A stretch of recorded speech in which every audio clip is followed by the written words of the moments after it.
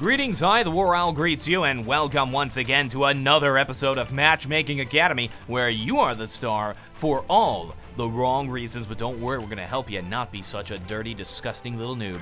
Our hero today is Split. Oh, I think that's supposed to be split with the Z. I just figured that out. He's a Master Guardian 2 player, that's her, and he's, oh, that flash. Oh no. His favorite fish is the Siamese fighting fish because of the physical appearance of the fish. He finds them visually attractive. Not in that way, though. He's not sleeping with the fishies just yet, but give it till the end of the round, ladies and gentlemen. Now, keep in mind to be kind to this individual. So, oh my gosh, what a noob! He died so fast I didn't even finish saying the intro, man. My friend, Split, do not despair, for your teammate is an idiot. This guy right here is the one who threw the flash that flashed you thusly. Dumb. Dumb, dumb, dumb. I'm a counter-terrorist and I want to hold off cash. We've done a lot of videos on cash in Matchmaking Academy. We've talked about how to take B. We've talked about how to take A. We've talked about how to hold off A. We talked about how to hold mill. We've not talked about how to hold a B, right? So here is a nice smoke that this player could have used instead of the one that he was throwing and instead of the one that his teammate was throwing. What I do is on the start is I run up here, walk up to the back of this wall, I look at the middle of this brick, hold shift and do a walking throw, and this is an absolutely 100% perfect smoke. There's no way to see through it. If a player decides they want to be sneaky and try to get through it, they'll come out at this box. And if you're holding one of these positions like this, or if you're over here inside of the checkers or anywhere like that, you'll be able to see that player trying to sneak through, and they're an easy kill. Perfect little smoke. Now, this player also threw a smoke after he dropped down. If he drops down and plays his headshot position, which by the way, really great position for holding off people trying to cross over the checkers, he can grab his smoke, fall back as far back as he can, where you can still see this because you're bouncing off of it, aim up at this, you don't want to aim too high, and then do a walking throw. Hold shift, do another walking throw. This one, not as perfect, gets the job done. Now we saw this player playing this position at headshot. It's always good to not have a smoke right there if you're playing headshot, because then they can just walk by and it's pointless. The whole point is that you're holding this choke point right here. If they can get into vents, this isn't a great spot anymore. If they've already crossed the checkers, not a great spot.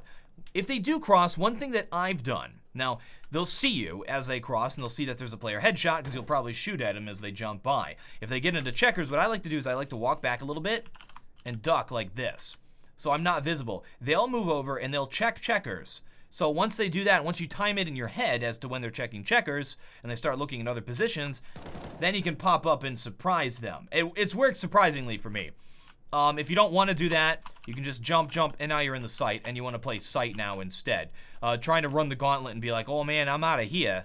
That's just not going to happen. You're going to die, because there's going to be somebody else crossing at some point. Not good. If you're at headshot, you're pretty much committed to this site, unless they throw a smoke down here, and you're somehow able to sneak into it and try to set up for a retake. Now, that's a concept I think a lot of people don't understand is retakes. Sometimes it's okay to let the enemy team have a site if you live and you set up with your team for the retake and do like a coordinated retake on the site. It's better to have 4 players retaking against 4 in the site than 3 players retaking against 4 in the site, because you decided to stay behind and go down with the ship and fight the whole team by yourself.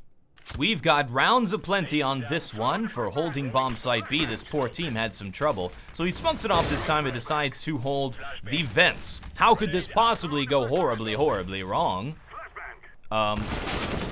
That's how. So what happened? Well, your teammate screwed you once again. Let's talk about how you can work around and work with a goofy teammate. Check this out.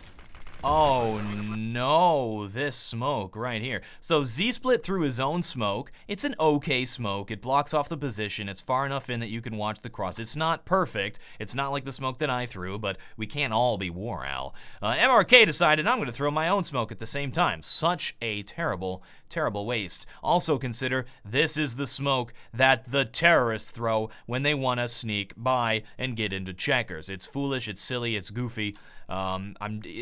It also blocks off this CT player, so he can't really help you. If you've pushed into checkers and are playing this spot, there's really nothing he can do to assist you with these players sneaking over the box. Now, your own mistakes, you were sitting here and holding these vents. Keep in mind, you can listen and hear when the vents on this side break. You also have a teammate who's playing middle, and his job is really to tell you if they can go into the vents at all. So it made no sense, especially that early in the round, for you to sit there and hold the vents like that. Even with just your smoke down, even with your teammate not being able to help you, it would have made more sense for you to hold this angle right here if you are so inclined to play at the checkers spot. Now, we do have to talk about how to work with and how to deal with a goofy teammate who does stuff like this.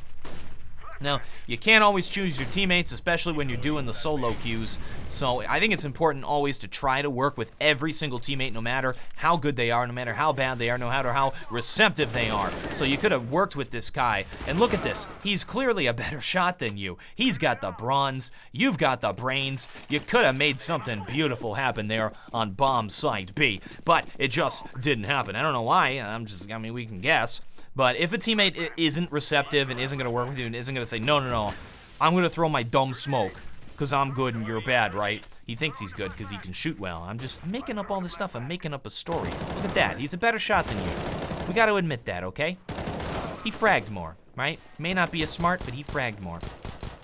Sometimes people are not open to getting good. Of course, it's not your responsibility mid-round to tell a guy how to play. That's very rude. It's your job to work with him and say, all right, this is how we're going to set this up. It's not right to say, this is not how you throw that smoke. If you understand what I'm saying, it's a little bit of a double-edged sword there. But keep in mind also that people who don't listen to criticism, people who don't try to get better, it only hurts them. As the good word says, those who disregard discipline despise themselves, but the one who heeds correction gains understanding.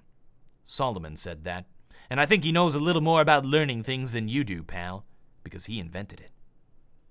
Oh yeah, it's very important if somebody shuts down to only focus on the things that you yourself can control and try to play around that player instead of tilting. And that is a situation where a lot of players will tilt. So the premise for this round was originally, my boy split, don't worry about it, your teammates should have called that, here's how you work around your teammates' calls. But, after watching it on further review, this really has to do with audible clues on this map in particular. Okay, so he noticed MRK's goofy smoke there, we saw him kind of react to it like, bro, what's the deal? And you see him kind of spraying that area where they've snuck through in the past, and trying to re-smoke it as well. So at this point, your AWP player has been picked at middle. You should be aware of this. And your teammates over at A side, it's really their job to keep you guys up to date on what's going on with this middle position. Now, the one clue you already heard audibly was that the vents broke. So you know 100% that the T's might be going into checkers. And now you know 100% that they are in checkers. I guess as a result, you decide to spray down the checkers. But listen very carefully here.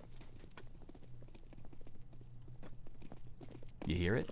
And there it is. These two guys walked up, or ran up rather, right behind you. They made a ton of noise, and really you should have been aware that they were coming around the mountain, as well as knowing that your mid player actually got picked, so there's a potential for them to run through middle like that. I mean, I do feel like your teammates may have dropped the ball a little bit, especially this smoke right here. That's pretty telling to say, hey, we're just going to stroll on by here at middle. Now, it is very uncommon for terrorist players to push into Z all the way over here during a B take, but not impossible. Clearly, it happened.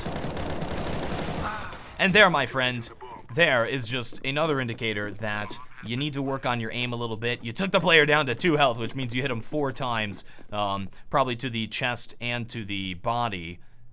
Yeah. Just gotta work on the aim a little bit. Now, I don't think it's fair to just say you need to learn how to aim, get good, but when you're looking at these demos, you don't see how it really was and how the crosshair really was moving around the screen, so you can't really pinpoint exactly how the player shot bad to help him improve. However, look how unsteady the crosshair placement is as he goes for the shot. At no point is it really honed in on the enemy player or the enemy player's head or controlling specifically for spray. Very general control. Watch it here in 4th speed, slow motion.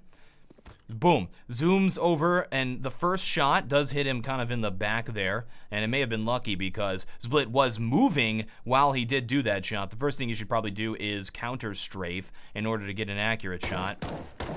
Then the spray happens. He just pretty much holds down the left mouse button here and moves right to try to correct because he thought the player, I guess, was going to strafe back. Now he starts to move back to the left. Now he's like, oh, I'm so far in the spray that I know it's going to go up and to the right with this gun, so I'm going to go down and to the left of the guy and just kind of hold it there.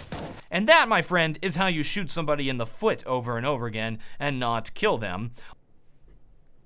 Guy had shaky aim, okay? There's no nice way to say it. He had shaky aim. Right? He's holding the crosshair. You want to be smooth. You want to lock on. Like, that's the guy's head, right? You want to be like, whoop, that's the head, right? Now I'm shooting.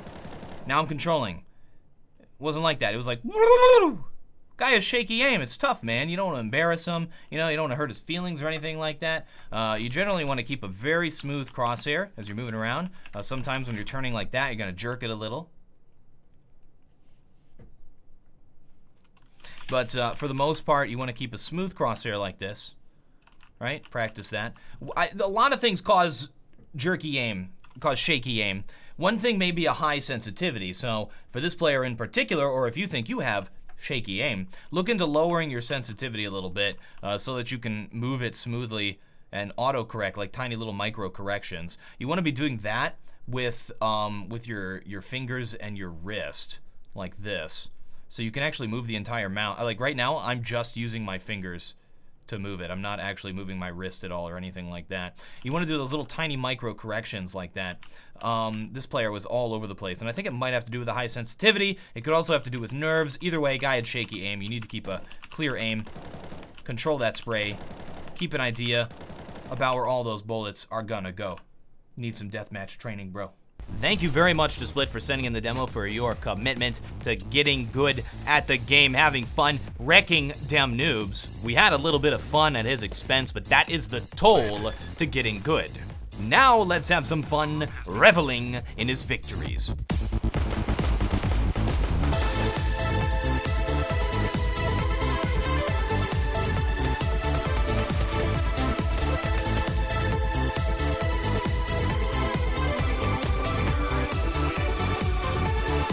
I am the TheWarOwl, oh yes, and I still have no closer.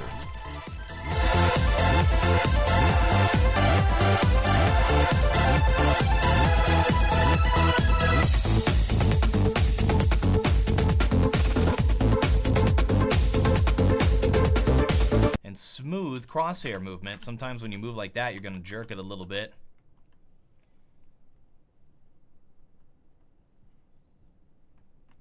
But it's